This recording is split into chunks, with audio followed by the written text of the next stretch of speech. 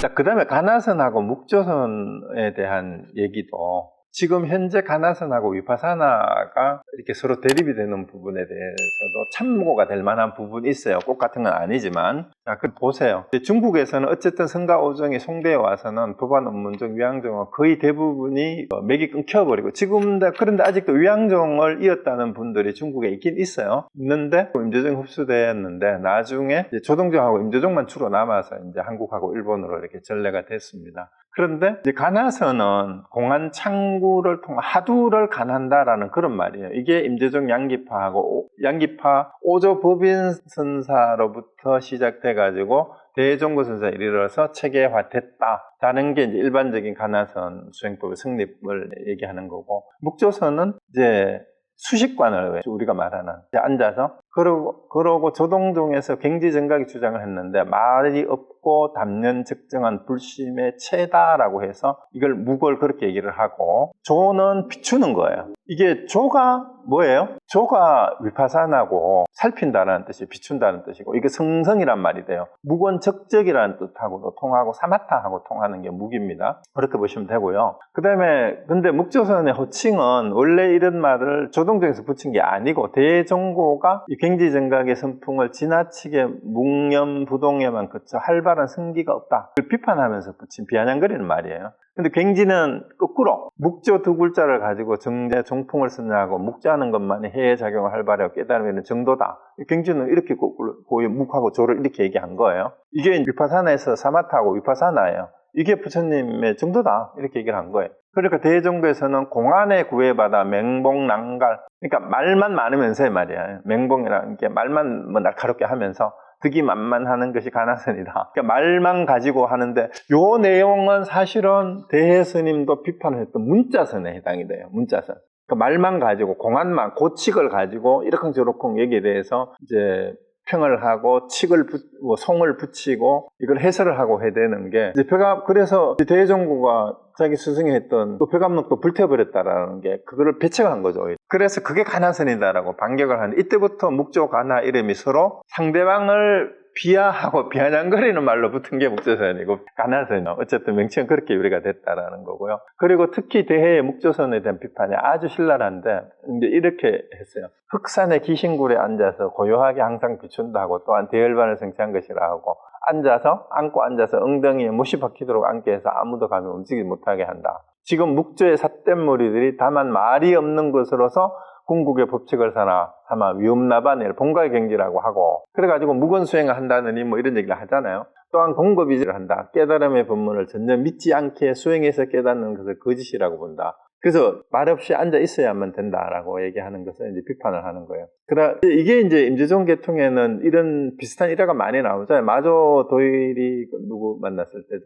그 옆에서 기와장을 앉아있어. 너 뭐하러 그러냐? 앉아서 참선한다. 그래. 참선을 왜 하냐? 붙여달라고 한다. 하니까 기와장을 가지고 와가지고 스승이 항벽이죠. 가니까 그 기와장 갈아서 뭐 하려니까 하니까 그걸 만들려고 한다 하니까, 아니 기와를 갈아서 어떻게 그걸 되냐 이러니까, 이놈은 앉아만 있는다고 부처가 되냐 이렇게 얘기한 거하고 똑같은 그런 맥락이에요. 그래서 앉아만 있는다고 되는 거 아니다. 깨달음을 제일 여기지 않고 깨달음의 방편의 말로, 그러니까 깨달음이 방편이 아니고 진짜 깨달아야 된다. 부처님 말씀의 뜻을 바로 알아야 된다 이 말이에요. 아까 그 몇 가지 인연이 있었잖아요. 동산수선행이다, 통풍전합니다 이런 걸 알고 깨달아야 된다 이 말이에요. 그래서 깨달음을 사람들을 맞이해 가르치는 말로 그냥 방편으로만 여기면 안 된다. 하두 방편이긴 하지만 그 속에 진짜 깨달음이 있다라는 거예요. 이런 무리들은 다른 사람을 속이고 자신도 속여서 다른 사람들을 그르치고 자신도 그르치는 것을 알지 않으면 안 된다. 그래서 이제 여기에서 봤을 때 대해스님 묵조선을 비판하는 이유는 진짜 깨닫지도 못했으면서 이렇게 해야만 된다라고 고집 방편에 집착하는 사람들이 다른 사람까지도 그 방편에 집착하도록 만드는 것을 굉장히 비판했던 것 같아요. 그래서 대의 묵조선 비판은 묵조선이 정묵하라고 가르치면 그럴수록 오히려 혼침, 진짜 그러고 앉아있어 보면 오히려 멍롱해지고 도구는 산란함, 겉으로는 앉아있는 것 같은데 속에는 별별 생각이 다 들다라는 그 얘기죠. 그래서 오히려 미혹함으로부터 벗어나지 못한다. 근데 공안을 참고하는 선수행을 통해서 오히려 앉아있을 때 일어나는, 마음속에서 일어나는 혼침과 도구, 몽롱하고 산란한 것이 왜 그런지 이거를 얘기를 하라는 거예요. 그래서 일상생활에서 늘 깨어 있도록 그렇게 공부를 해야 된다. 이렇게 비판한 거예요. 그 다음에 아까 얘기했던, 서두에서 얘기했던 사회적으로 그 대에 살던 당시 사회적 상황을 봤을 때 송나라가 요하고 금왕의 전란 때문에 국토가 분열되어 백성들이 이제 전란을 피해서 피난 다니고 이럴 때란 말이에요. 그리고 이들도 그러다 보니까 제대로 통제가 안 되니까 지도력을 상실하고 서로 싸울 때란 말이죠. 이런 상황에서 온건함을 강조하고 평화를 강조하는 묵조선보다는 정말로 세상이 팽팽팽 돌아가는데 언제 그 고요한 데 잘 앉아가지고 그러고 있겠냐 이 말입니다. 세상이 어떻게 돌아가고 있는데 세간법과 불법이 하나며 승속을 가리지 않고 자신이 사회적 본분을 실행하는 그 장소가 그 선방이 따로 있는 게 아니고 수행터가 따로 있는 게 아니다. 매 순간 한순간 한순간 매 순간 생활하는 그 자리가 수행의 장소가 돼야 되고 일상생활 속에서도 바로 그 말을 자기가 무슨 생각을 하고 무슨 말을 하고 무슨 행동을 하는지 바로 돌이키면 그것이 깨달음이고 그러니까 그 자리가 내가 있는 모든 자리가 도량이다. 이렇게 하고 생활성과 노동성과 행선을 강조했던 가나선이 당시 시대적 상황에도 더 부응하다고 할 수 있다라는 얘기가 됩니다. 자, 그러면 오늘날은 어떤 상황인가? 21세기를 살아가는 한국이든 미국이든 진짜 너무 세상이 복잡해가지고 우리가 팬데믹 기간에 남을 만날 수도 없는 상황에서 묵조선 같은 거 하면 좋았을 것 같아요. 집안에 혼자 트럭하게 있어야 된다. 그런데 여러분이 팬데믹 기간에 집에서 그냥 앉아 있었어요? 더 생각이 많지 않았나요? 더 사람을 많이 만나지 않았나요? 인터넷을 통해서, 휴대폰을 통해서, 카톡을 통해서, SNS를 통해가지고. 그러니까 생활이 그렇지를 못해요. 그죠? 근데 어쨌든 이제 가나선은 앞에서 얘기했듯이 요거는 그냥 상식으로 혹시 이제 처음 가나선에 대한 그 화두나 공안이 뭔 말인가를 모르는 분은 그냥 정리한 거니까 아시는 분은 그냥 참고하시면 됩니다. 화두라는 말은 원래 공안 혹은 고치기라고 했는데 아까도 얘기했듯이 공부안독이라는 공문서라는 뜻에서 나왔다. 그리고 고칙은 옛 조사들의 에피소드에 옛날 앞선 스님들의 그리고 그걸 칙이라는 법칙이라는 뜻이니까 원칙 이런 뜻이잖아요. 그죠? 공부를 하는 사람들이 표준으로 삼으면 되는 에피소드 사례 이런 거다라고 얘기하면 됩니다. 그러니까 그런 좋은 사례가 되니까 스님들이 제자들을 가르칠 때 옛날에 어느 스님하고 어느 스님 사이에 이런 사례들이 있었는데 요거를 공부의 기준으로 삼으면 좋다 이렇게 해서 모인 게 유명한 공안이다 이렇게 이해하시면 됩니다. 그리고 이제 뭐 공안을 처음 사용한 스님 말은 여기 나오죠. 황백 스님이 처음 사용했다는 말이 있고 문문 스님, 법안 스님이 공안 공부 현성공안 이런 말을 했다라는 얘기가 있고 그다음에 1700공안이라는 말도 있는데 이건 전등록에 등장하는 역대 부처님부터 그때 당시에 편찬될 때까지의 역대 조사들 스님들의 등장인물의 에피소드가 한두 가지씩 기록이 돼 있어요. 그래서 그 에피소드가 옛날 성인들이 주고받았던 그 법문 가르침의 그 사례, 그게 고칙이라 그랬잖아요. 그러한 고칙 에피소드의 종류가 1700여가지가 넘어서 이런 데 붙었다. 그래서 그런 공안이라는 말이 붙은 거예요. 그러니까 유명한 스님들이 사제지간에 있었던 가르침의 뜻을 그때 어느 스님이 어떤 제자가 물으니까 이런 말을 했는데 그 뜻을 제대로 알면은 깨달음으로 갈 수 있다. 이렇게 전해지는 게 이만큼 많아졌다 이런 말입니다. 그럼 요즘은 그 이후에도 그 법을 이은 스님들이 많을 거 아니에요. 그러면은 뭐 삼천공안, 오천공안 후대에 계속 얘기하는 게 더 있을 수도 있죠. 그러면 아까 제가 얘기했던 거하고 똑같잖아요. 저한테 만약에 여러 부처님들이 태어난 곳이 어딥니까? 어디서 태어났습니까? 물으면 원래 한국은 많이 더웠죠? 이렇게 대답하면은 이게 하나의 에피소드가 기록이 될 수 있으면 그 에피소드가 되는 거예요. 그렇게 대답한 뜻이 뭐냐? 이렇게 되는 거죠. 그리고 일단 대스님이 가나선을 주장하게 된 이유가 서장에 있는 내용을 중심으로 정리를 한 거예요. 우리가 편지를 통해서 이제 본문을 보게 되면 이런 내용들을 다 보게 될 겁니다. 첫 번째가 분립문자를 표방한 달마의 선법이 육조 현행대사의 도노선상을 후대로 내려오면서 공안의 해설과 송고를 짓는 것으로 문자선이다. 이걸 비판하는 거예요. 앞에서 얘기했죠. 이거는 정리를 하자면 그러니까 고칙에 대해서 송고라는 말은 송을 붙이는 거예요. 그게 우리 무문간을 봐도 그렇고 백암록을 봐도 그렇잖아요. 거기에 차거가 있고 송이 있고 그렇잖아요. 이제 그런 걸 얘기하는 거예요. 그리고 순문염성도 그렇고 백암록도 그렇고 무문간도 그렇고 옛날 화두집에 대부분 그런 식으로 되어 있어. 근데 지금 강의를 하는 분들이 그 송을 붙인 것 가운데 이거는 문자선이다라고 비판을 하는 이유가 뭐냐 하면은 이미 선문염송이나 벼감록이나 심지어는 문문간에 송하고 착어 이런 걸 붙인 게 있잖아요. 그 중에도 엉터리들이 많아요. 어떤 엉터리냐? 문학적으로 뜻을 알지 못하면서 현학적으로 뭔가 멋있다라는 듯이 자기가 송을 붙이고 착어를 붙인 게 있어요. 그래서 그 책들도 외람된 말씀이지만 선문염송도 여기에 이 하도에 대해서는 어떤 스님은 뭐라고 했고 어떤 스님은 뭐라고 했고 이렇게 쭉 나열을 해서 편집을 해놨잖아요. 그래서 편집을 해놨는데 그 중에도 제대로 알고 평을 한 내용이 있고 알지도 못하면서 엉뚱한 문학적인 송을 해설을 해서 붙인 것들이 실제로 많습니다. 여러분이 하두를 점검을 하고 선문염송이나 벼감록을 꺼내 보시면 알 거야. 그 다음에 저기 문문관도 보시면 알아요. 문문관 48쪽이 있잖아요. 그러면 제 얘기는 그런 책들의 본문조차도 이미 그래요. 유명한 선문염송의 벼감록조차도 그렇다고. 그럼 그 중에도 옥석을 가릴 수 있어야 돼요. 그 중에서 제대로 얘기한 게 있고 완전히 순 엉터리로 얘기한 게 있어요. 근데 그걸 가지고 다시 해설을 하면 이게 엉터리에 엉터리 주석을 달고 그것이 마치 깨달음인 양 하게 될 수도 있다라는 그 얘기 심각합니다. 그 문자선이. 두 번째, 또 하나는 이제 반대로 무념, 무사, 무수 이런 걸 무위 이런 걸 얘기를 많이 하죠. 임재도 그런 얘기를 많이 했잖아요. 평산심 시도 이런 얘기를 하니까 이거를 또 글자 그대로 이해를 해가지고 아무것도 안 하면 되는 무의도식하면 되는 걸로 아는 사람들이 많아요. 뭐 할 거 없어 본래 없어 이렇게 얘기하면서 중생불례 성불고 중생불례 부처라며 이런 말을 들으면은 무사안이래서 그 아무 일도 안 하고 무의도식하면은 된다. 이 말만 붙들으면 그렇잖아요. 생각도 하지 말고 일도 하지 말고 닦을 것도 없다. 평상심 시도니까 우리가 늘 쓰는 마음이 그게 도다. 중생의 본래 부처다. 이렇게 얘기를 하면 아무것도 우리가 할 일이 없잖아.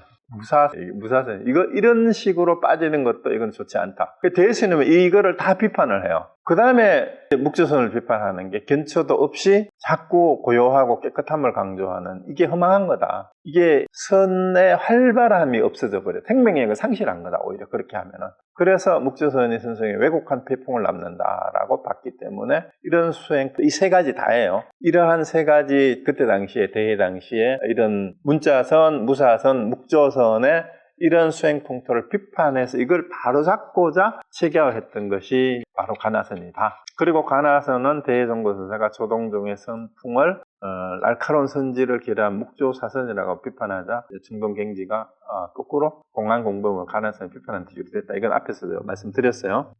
그리고 한국에는 신라 말에 구산선문이 나왔고 현재 가서는 보조국사가 이제 대해어록을 읽고 체계화하면서 가나선이 자리를 잡았고 그 다음에 일부에서 태고보호하고 나왕해공사가 중국 원나라에서 법을 이어왔기 때문에 태고보호나 나왕해근을 법맥을 해야 되고 보조국사는 혼자 깨달았기 때문에 중국 전통 임재종에 쓴 게 아니니까 이건 아니다 이렇게 비판하는 게 이제 성철스님이죠. 그래서 도노점술은 도노사상에 어긋난다 이렇게 비판했는데 사실은 최근에 또 주장에 의하면은 이 태고보호하고 나온 해근 선사가 중국에 가서 인가를 받고 왔지만 보조국사가 대해어록에서 주장했던 가나선 수행 체계의 그 방법에서 어긋난 거 아니다. 오히려 그렇게 공부를 하다가 직접 인가를 받은 스승이 다만 없었기 때문에 중국으로 가가지고 인연이 안 됐기 때문에 한국에서는 이런 분들에게 점검을 다시 받은 것 뿐이지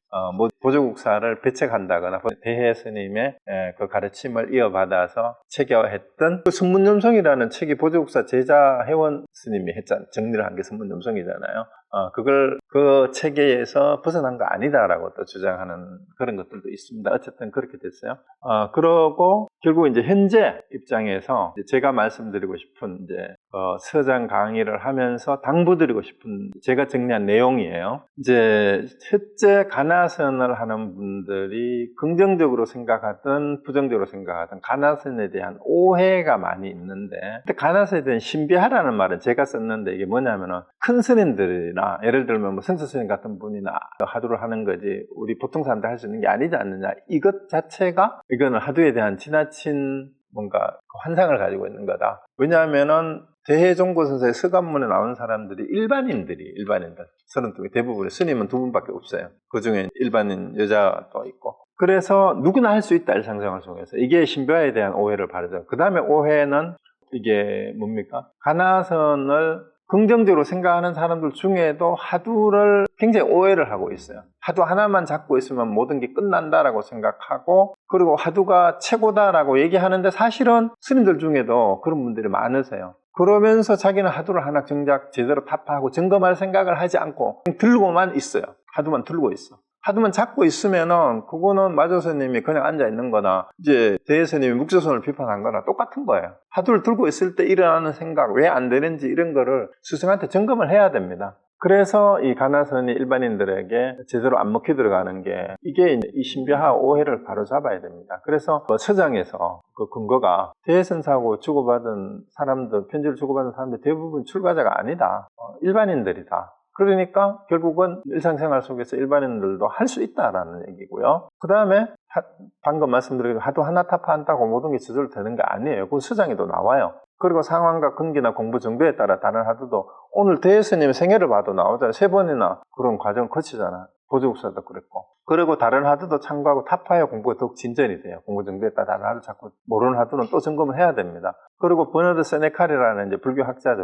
이 사람도 하두 하나로 충분하다고 왜 대해는 그렇게 많은 사회를 수집해가지고 이거 해라 저거 해라고 얘기했겠느냐 이 말이에요. 가나선 체계한 분이. 그리고 서장의 앞부분에 우리가 이제 본문 보면 알아요. 정실왕하고 편지 속에서 조주의 방아착과 운문스님의 하두를 2개의 하두를 같이 들으래요. 이게 이런 말 들어봤어요. 하두 하나만 하면 된다 그랬는데 가나선을 체계했다는 대종고가 이 하두를 같이 들으라 그래요. 여러 차례 나와, 한 번만 하는 거야. 그리고 또 다른 하두를 또 하래. 그래서 하나만 하면 끝난다는 이 말이 어디서 나왔는지 도대체 이해가 안 돼. 그게 승철 스님이 그 법문을 하면서 강조를 한 걸 또 오해해서 그래. 예를 들어서 만복기일이다, 뜰 앞에 잣나무다, 이거 무슨 뜻인지 알면 눈썹 밑을 체험하면, 이 말이에요. 자기가 눈썹 끝을 거 알면은 생사대사를 해결하리라, 이 말에서 그런 오해가 나온 거예요. 아까 대스님한테도 그게 나왔잖아요. 모든 부처님이 출하는 것이 어딥니까? 근데 이제 그 황룡파의 담당 문원 스님이 네가 다 잘 아는데 너 아직도 한 가지 모르는 게 있다. 너 생사대사를 일대사를 해결해야 되는데 너 그거를 해결 못하면은 내생을 약속해야 되는데, 그거를 확인해 줄 분이 어느 국근선사니까 어느 스님 찾아가라. 어느 스님 찾아가서 거기서 생사대사가 해결됐다 그랬잖아. 왜? 모든 부처님이 어디서 왔느냐 하니까 생애의 문제를 안 거잖아. 그리고 마지막에 죽으면 어디로 가느냐 라는 게 죽는 자리로, 죽어서 가는 자리를 안 거잖아. 그래서 생사대사가 해결된 거잖아. 그래서 그렇게 해서 그 하두 하나에 이게 무너졌다라는 얘기가 표현된 게, 그거 하나만 보고 그 하두 하나만 알면 끝난다라고 오해를 한 거다 이 말입니다. 그래서 하두를 타파하고도 계속 공들이며 보림 수행을 해야 된다, 이 말이 우리 촬영하고 편집해 주시는 항운고사님 몇 년 전에 제가 강의를 하면서 중용을 인용한 적이 있는데요. 중용이 22장하고 23장을 보면 이런 구절이 나와요. 화면에 보이세요? 화면에 거기 보면, 저한테 잘 안 보이네. 이 화면에 안 뜨네? 이 화면이 좋은 것 같아요. 그 이제 내용이 뭐냐 하면, 이게 모든 일을 이루는데 22장에서는 정성이 최고다, 지극한 정성이란 뜻이에요. 성자가 이제 정성성자죠. 정성성자를 어떻게 써요? 한글로? 한자로. 말씀, 요걸 내가 안 갖다 놨네. 말씀은 자 변에 이룰 성자잖아요. 이게 정성을 다한다라는 뜻인데요. 정성을 다한다라는 뜻이고, 그 다음에 정성을 다해야 되는데 어떻게 정성을 다하느냐가 중용 23장에 가면, 그 차는 이게 성실하다 할 때 이 성자가 이거고, 첫 번째가 정성인데 이 정성을 들이는데 어떻게 해야 되냐? 치곡이라 했어요. 치곡. 이 곡자는 구불곡자로도 되지만 우리가 간곡히 청한다 할 때 곡진이 한다 이런 말을 쓰잖아요. 이게 간곡할 곡자인데 실하다라는 뜻도 있어요. 그러니까 정성을 들여야 되는데 어떻게 정성을 들여야 되느냐 하면은 지극정성으로, 치곡이란 말은 세밀함을 다해야 된다 이렇게 해석해도 되고, 간곡함을 다해야 된다 이렇게 해석을 해도 돼요. 그렇게 해서 정성을 다하는데 그 차는 치곡인데, 이 치곡을 해야 되는데 이거를 정성을 다하게 되면 어떻게 돼요? 그것이 겉으로 드러난다라는 게 성의형이란 뜻이에요. 고기형. 성의형이에요, 고기형이에요. 그리고 그것이 겉으로 드러나고 그렇게 되면 모든 게 이루어진다라는 얘기인데요. 이게 하두를 타파하고도 계속 공들임에 보림해야 된다라는 건데, 보림을 어떻게 해야 되느냐? 정성을 다해야 된다. 이게 공을 들이는 거예요. 공들에 정성을 다한다라는 얘기는. 우리가 치성을 들인다, 정성을 다한다 이런 말을 우리가 일상적으로 쓰잖아요. 근데 정성을 들이고 치성을 들일 때 어떻게 해야 돼요? 목욕제기하고 정말로 한 마음으로 지극정성으로 한다는 말, 그 정성이, 그 성자가 요 성자예요. 그런데 이거를 세밀하게 간곡하게 해야 된다 이렇게 나왔어요. 그렇게 하면은 겉으로 이것이 드러나는 게 형태라는 말이, 이게 겉으로 드러나게 된다라는, 그러면 실제화 된다라는 이 말이잖아요. 자, 여기서 가나선의 비밀이 다 있는 것 같아요. 자, 다시 얘기했죠. 이게 뭔자라고요? 말씀 원자하고 이룰 성자잖아. 말로서 말한 대로 이루어진다라는 뜻이 정성이에요. 그러면 정성을 다하려면 어떻게 해야 되냐? 이 말이 여러 가지 의미로 다 들어있어요. 정성을 다한다라는 것은 뭔 뜻이냐? 이렇게 물으면은 말한 대로 이루어지도록 어떻게? 지극히 간곡하게 공을 들여야 된다. 이런 뜻이에요. 말이 실제로 이루어지도록 지극히 세밀하게, 그렇게 간곡하게 하는 것이 정성을 다하는 거고, 보림을 그렇게 해야 돼요. 그러면 그것이 겉으로 이루어진다라는 건데, 동서양의 성인들의, 철학자들의 가르침이 여기 다 있어요. 기독교 성경에 제가 여러 차례 얘기했지만은 세상이 어떻게 창조되었어요? 뭘로? 말씀으로 창조됐어요. 말씀으로. 말한 그대로가 다 이루어지는 거예요. 창세기 비밀이 한문의 한 글자에 다 있습니다. 그리고 철학자들도 이제 현대 철학자들 가운데에 굉장히 높은 경지에 갔다는 분들이 흔히 얘기하면 칸트 이후에 학자들에 따라 꼽는 사람이 다를 수도 있지만 니체를 거쳐서 하이데거 거쳐서 비트겐슈타인에 이렇게까지 이분들이 다 관심을 가진 게 언어예요. 언어. 존재와, 특히 한국의 그 하이데거 전공대 이기상 선생님, 철학자, 이분은 하이데거 번역도 하고 지금도 인터넷에, 페이스북에 저는 그분 글을 가끔 보는데 그분이 계속 그런 글을 올리시더라고. 하이데거 철학을 제대로 보려면 존재와, 하이데거가 구분했던 존재와 현존재, 존재자, 현상, 그리고 언어, 이런 부분을 제대로 이해해야 된다. 근데 언어를 이해하는 것이, 간하는 바로 그런 거예요. 이게 간자는 돌간자고 말이잖아요. 말씀 하자도 말을 제대로 간파하면 이것이 모든 것을 이루는 것이 돼요. 그 말씀의 뜻을 제대로 이해하는 것이죠. 그래서 여러분들이 가나선을 한다라는 것은 기독교식으로 얘기하면 창세기의 비밀을 알게 되는 거고요. 그 다음에 중용하고 심지어 통하게도 그 말이 나온다고 제가 몇 번 소개를 해드린 적이 있어요. 성자 물지종시라는 말이에요. 이 성자예요. 성자. 성이라는 것은 물지종시라. 시자가 아이고 잭스니까. 만물의 처음이자 시작이다, 끝이다라는 그 얘기예요. 성이라는 것이 말씀으로 이루어진 바가 만물의 처음이자 끝이다라는 말이 중용에도 나오고요. 동학에서도 이걸 인용을 하고 있어요. 그래서 우리가 말 한마디 한마디 내뱉는 것이, 아까 내가 드라마도 얘기를 했잖아요. 소녀가 한번 그렇다고 생각하면 세상이 그렇게 된다 라는 이 얘기가, 우리가 말을 그렇게 하고 그렇게 생각을 하게 되면, 그리고 그 사람이 말하는 대로 모든 것이 이루어져요. 말이 씨가 된다라는 말이 그냥 속담이 아닙니다. 우리가 말하는 대로 이루어진다, 말이 씨가 된다라는 말은 제가 자주 예를 드는 무학대사하고 이성계의 돼지 눈에는 돼지만 보이고 부처는 부처만 보인다라는 그 말하고도 다 통하는 그런 내용입니다. 그래서 이번에 서장 공부를 같이 하면서 여러분들이 가나선의 의미를 제대로 이해할 뿐만 아니라 실제 일상생활에서 내가 말하고 말이 생각에서 나오잖아요. 그걸 어떻게 돌아보고 어떻게 내가 생각하고 말하는 것을 통해서 깨달음을 얻느냐, 대화를 통해서 깨달음이 그 속에 드러나는 거예요. 그것이 정성을 다해서 간곡하게, 치밀하게, 세밀하게, 간곡하게 하게 되면 겉으로 드러나게 되고 이 세상을 이루게 된다. 내 삶이 실제 삶이다라는 내용이